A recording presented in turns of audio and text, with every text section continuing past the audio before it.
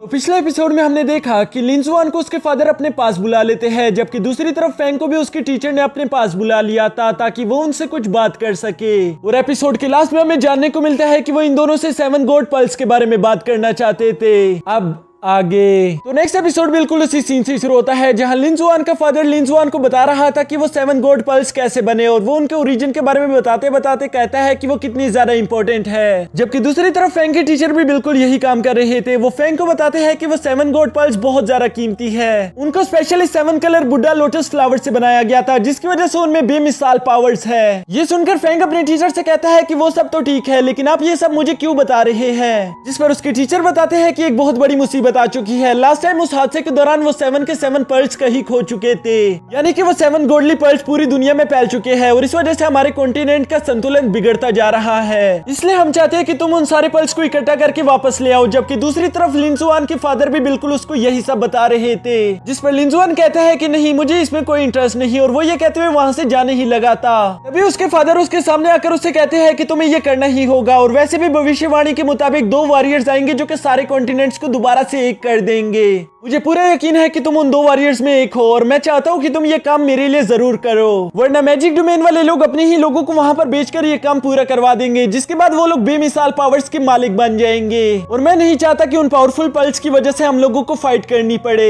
यहाँ अपने फादर की ये सारी बातें सुनने के बाद भी हम देखते हैं कि लिन जुआन को उनकी बातों में कोई इंटरेस्ट नहीं आ रहा था। जबकि दूसरी तरफ फैंग अपने मास्टर से पूछता है, आप बताओ मुझे क्या करना है। जिस पर उसके मास्टर बताते हैं कि तुम्हें सबसे पहले पीयरलेस बीट को हासिल करना होगा, जो कि यहाँ से बहुत ज्यादा करीब है। ऐसा बताया गया है कि वो यहाँ से 500 किलोमीटर दूर एक सेलिंग आइसलैंड पर मौजूद है, जहाँ तुम्हें अकेले ही जाना होगा ताकि तुम उस बीट को हासिल करके हमारे लिए वापस ले आओ। और हाँ, बेशक उस आइसलैंड पर तुम्हारे अलावा और कोई नहीं जा सकता, लेकिन यहाँ सफर के दौरान मैं तुम्हें 500 लोगों की एक फौज दूंगा जो कि सफर की मुश्किलात में तुम्हारी मदद कर सकेंगे। ये सब सुनने के बाद फैंग अपने टीचर से कहता है कि ठीक है, मैं वो पीयरलेस बीट जल्द ही हासिल करके वापस आ जाऊंगा। जबकि हम दूसरी तरफ लिन जुआन को देखते हैं, जिसे अपने फादर की बातों में कोई इंटरेस्ट नहीं था, और वो बोर होकर वहीं पर सो गया था।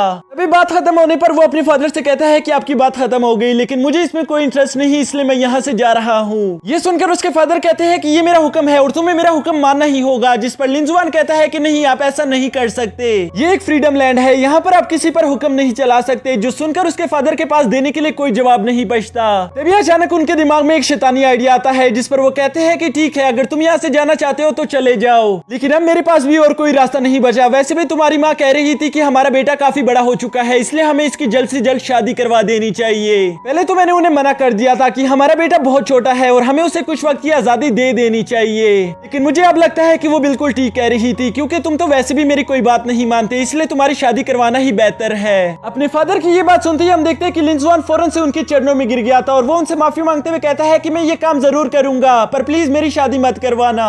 ये सुनकर उसके फादर काफी ज्यादा खुश हो गए थे, और वो अपनी बेटी को उठाकर कहते हैं कि ये हुई ना मेरे बेटे वाली बात, अब जब तुमने प्रॉमिस कर ही लिया है तो तुम्हें वो पीयरलेस बीट हासिल करके मेरे पास जल्द से जल्द वापस आना होगा। जिस पर हम देखते हैं कि लिन जुआन काफी ज्यादा निराश दिखाई दे रहा था, क्योंकि उसके फादर ने उसके डर का गलत इस्तेमाल किया है। इसकी वजह से उसके फादर कहते हैं कि पीयरलेस बीट काफी ज्यादा कीमती है, तो इसलिए मैं तुम्हें इजाजत देता हूँ कि तुम उसे हासिल करने के लिए अपने सारे एलिमेंटल पावर्स का इस्तेमाल कर सकते हो। जो सुनकर लिन जुआन की खुशी का ठिकाना ही नहीं रहता। वो खुश होते हुए छलांगे मारना शुरू कर देता है, क्योंकि आज से पहले उसे अपने सारे एलिमेंट्स की पावर्स इस्तेमाल करने का चांस नहीं मिला था, क्योंकि उसके फादर ने इससे पहले उसे मना किया था कि वो कभी भी अपने सारे एलिमेंटल पावर्स का इस्तेमाल नहीं करेगा, क्योंकि ये बहुत ज्यादा ही खतरनाक है। लेकिन अब जब यहाँ पर उसे इजाजत मिल चुकी थी, तो वो खुशी से छलांगे मारते हुए अपने आगे के सफर पर निकल चुका था। जिसके बाद सीन शिफ्ट होकर यहाँ समंदर पर आ जाता है। यहाँ समंदर में हम देखते हैं कि लिन जुआन एक फिश पर बैठकर उसी आइलैंड की तरफ जा रहा था, साथ ही साथ वो खुशी से गाने गा रहा होता है। इसी वजह से हम देखते हैं कि उसका अपने सामने ध्यान नहीं था। तभी अचानक वो फैंग की कश्ती से टकराने ही वाला था, लेकिन उससे पहले वो ब्रेक लगा लेता है। यहाँ अचानक से ब्रेक लगाने की वजह से हम देखते हैं कि वो नीचे पानी में गिर गया था। जिसके बाद वो फैंग पर गुस्सा करते हुए कहता है कि क्या तुम्हें नजर नहीं आता, अंधे हो क्या, तुम्हारी वजह से मैं नीचे पानी में गिर गया। इसके बाद वो अच्छे से फैंग को देखने के बाद कहता है कि तुम मैजिक डोमेन से हो।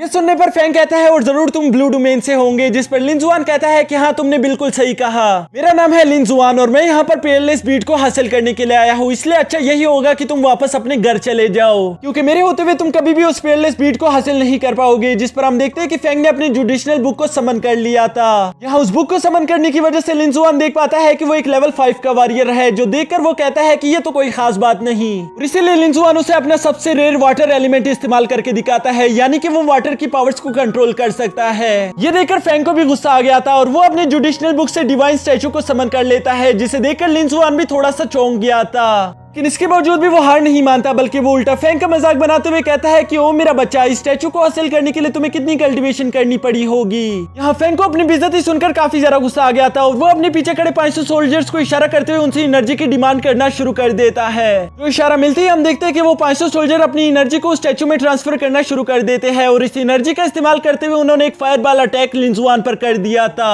लिंजुआन अपने विंग्स की मदद से उस फायरबॉल को तो डॉज कर लेता है, लेकिन इसकी वजह से उसे काफी ज्यादा गुस्सा भी आ गया था, जिसकी वजह से वो फौरन से फैंग पर अटैक करना शुरू कर देता है। लेकिन हम देखते हैं कि फैंग भी कोई कच्चा खिलाड़ी नहीं था, बल्कि वो अपने सामने एक डिवाइन शील्ड बनाकर उसके सारे अटैक्स को बहुत ही आसानी के साथ ब्लॉक कर देता है। जिसके बाद हम देखते हैं कि फैंग ने अपनी जुडिशनल बुक की मदद से लिंजुआन पर बहुत सारे अटैक एक साथ करना शुरू कर दिए थे। इन अटैक से लिंजुआन बचने की अपनी पूरी कोशिश करता है, लेकिन आखिरकार एक फायरबॉल आकर सीधा उसे हिट कर गया था, जिसकी वजह से वो सीधा नीचे पानी में गिर जाता है। लेकिन उसकी थोड़ी देर बाद हम देखते हैं कि लिंजुआन अब पहले से काफी ज्यादा गुस्से के साथ उस पानी से बाहर निकल आ गया था और वो अपनी थंडर एलिमेंट का इस्तेमाल करते हुए फैंग पर अटैक करने के लिए आगे बढ़ता है। ये देखकर फैंग थोड़ी देर के लिए घबरा जरूर गया था, लेकिन तभी वो अपनी उसी सेम टेक्निक का इस्तेमाल करते हुए लिंजुआन को पीछे हटा देता है। जिसके बाद वो दोबारा से अपनी 500 आर्मी की मदद लेकर लिंजुआन पर आग की बारिश शुरू कर देता है, लेकिन लिंजुआन भी उसको ब्लॉक करने के लिए अपने सामने एक विंडशील्ड बना लेता है। लेकिन यहाँ इस विंडशील्ड के बावजूद भी हम देखते हैं कि लिंजुआन को वो सारे अटैक रोकने में काफी ज्यादा मुश्किल हो रही थी, जिसकी वजह से वो अपनी लाइटनिंग एलिमेंट का इस्तेमाल करते हुए बड़ी तेजी के साथ वहां से टेलीपोर्ट होकर आइसलैंड पर आ जाता है और वो वहां पर खड़ा होकर काफी ज्यादा गुस्से में दिखाई दे रहा था। वो फैंग की तरफ देखकर कहता है कि तुम बहुत ही ज्यादा बेशरम हो, तुम अकेले फाइट नहीं कर सकते और इसलिए तुम 500 आर्मी की मदद ले रहे हो। जिस पर फैंग भी गुस्से में आकर कहता है कि मेरा नाम है फा फैंग और मैं यहाँ पर पेयरलेस बीट को हासिल करने के लिए आया हूँ। मुझे उस पेयरलेस बीट को हासिल करने के लिए चाहे जो भी करना पड़े मैं वो करूंगा, इसलिए तुम अच्छे से मेरा नाम याद रख लो।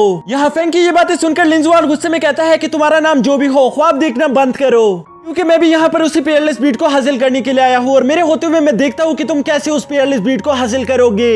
यहाँ ये दोनों इसी तरह बेवकूफों की तरह झगड़ रहे थे, तभी हमें वहाँ पर एक दूसरी लड़की दिखाई जाती है जो कि वहाँ पर सेम इसी मकसद से आई हुई थी। वो इन दोनों को आपस में इस तरह से लड़ते हुए देखकर खुश होते हुए कहती है कि ये बहुत अच्छा हुआ, ये दोनों यहाँ पर यूं ही बेवकूफों की तरह लड़ते रहेंगे जबकि मैं वो पेयरलेस बीट हासिल करके यहाँ से चली जाऊंगी। और इसी के साथ हमारा ये एपिसोड यहीं पर खत्म हो जाता है। दोस्तों इसके अलावा भी इसके 3-4 और एपिसोड रिलीज हो चुके हैं, जिसको मैं कोशिश करूंगा कि आज ही मैं सारे को एक्सप्लेन करके अपने इसी चैनल पर अपलोड कर दूं। लेकिन उससे पहले मैं चाहता हूं कि अगर आप लोग हमारे चैनल पर नए हो तो याद से चैनल को सब्सक्राइब कर लेना और साथ ही साथ बेल आइकन को भी प्रेस कर देना, ताकि न्यू वीडियो की नोटिफिकेशन आप लोगों को वक्त पर मिल सके।